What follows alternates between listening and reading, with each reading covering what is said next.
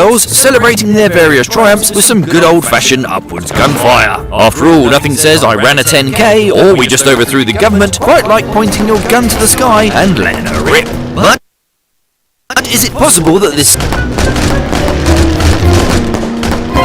I'm Stu, this is Debunked, and we're here to sort the truths from the myths, and the facts from the misconceptions.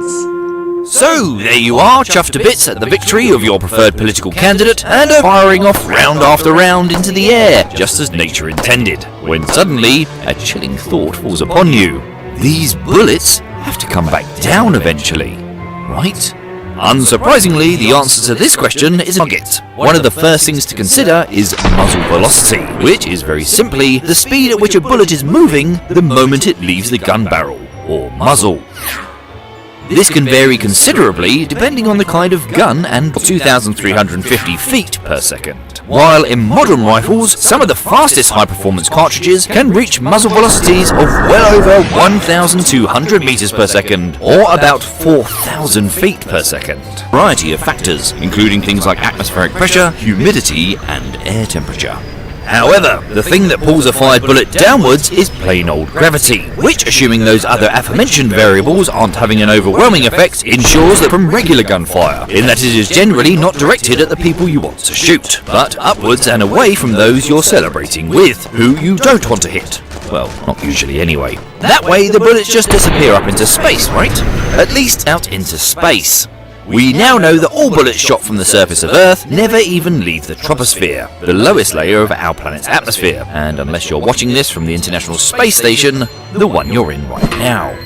In reality, the bullet is at its maximum velocity and has its maximum kinetic energy. From this point, downward forces from gravity and air resistance energy. Here, its velocity is 0. The only force now being exerted on the bullet is gravity, which pulls the bullet back to Earth phases, as does the air resistance. And when a bullet falls naturally, it will often spin and tumble in the air, further increasing its air resistance. Will no longer go any faster. The question is, are bullets falling at this speed still dangerous? Well, the terminal velocity of a falling bullet will obviously vary depending on the type of bullet, but generally speaking, yes. Virtual Private Network makes all your internet traffic travel through an encrypted tunnel, protecting you from spying and hides your IP address and online activities. You don't want online trackers monitoring your every move, so Atlas VPN scrambles all your information restricted content. That means accessing content that is usually only available in other countries. Open Atlas VPN, select one of their servers in your desired country, and ta-da! You're watching a whole host of new content from your preferred streaming service. My player, it has let me continue to binge every season of Line of Duty and keep ahead of any spoilers of their recent drama Vigil, based on a nuclear submarine. By clicking on the link in my description box, you will get Atlas VPN for just $1. Right, let's travel back to the 1920s, where the US military conducted a series of tests on falling bullets, and found that a 30 caliber round can reach terminal velocities of 90 meters per second, or just over 200 miles per hour, meters per second, or 85 miles per hour. As you can see, falling bullets have more than enough energy to cause you harm.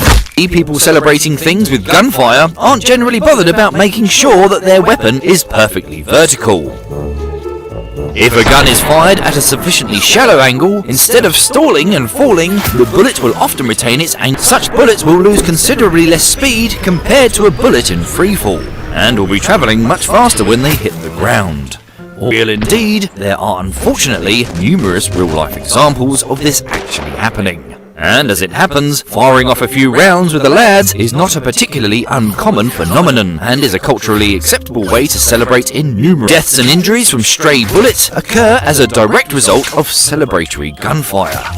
The list of incidents is sadly not a short one, and features examples from all over the world. In 2003, during a board. In 2007, at least 4 people were killed and many more injured as a result of stray bullets from celebratory gunfire. Leaders claimed to take control of parts of Afghanistan. Their resulting celebratory gunfire injured 41 people and led to the deaths of at least 17. And in Arizona, this prompted the state to enact Shannon's Law, which made it illegal to discharge a firearm into the air in Arizona's cities and towns. Indeed, in some respects, falling bullets may even be considered more dangerous. In Los Angeles, studied victims of gunshot wounds, identifying 118 who had been struck by falling bullets. Compared to those hurt in your average boring run-of-the-mill shootings, who died at rates of between 2 and 6%, the death rates of slower speeds, bullets falling to the ground vertically are far more likely to hit you in the top of the head, compared to other less lethal points on the body. So, as you can see, celebratory gunfire is not being New Year's. It might be a good idea not to randomly pump the sky full of lead. Stick to confetti cannons instead.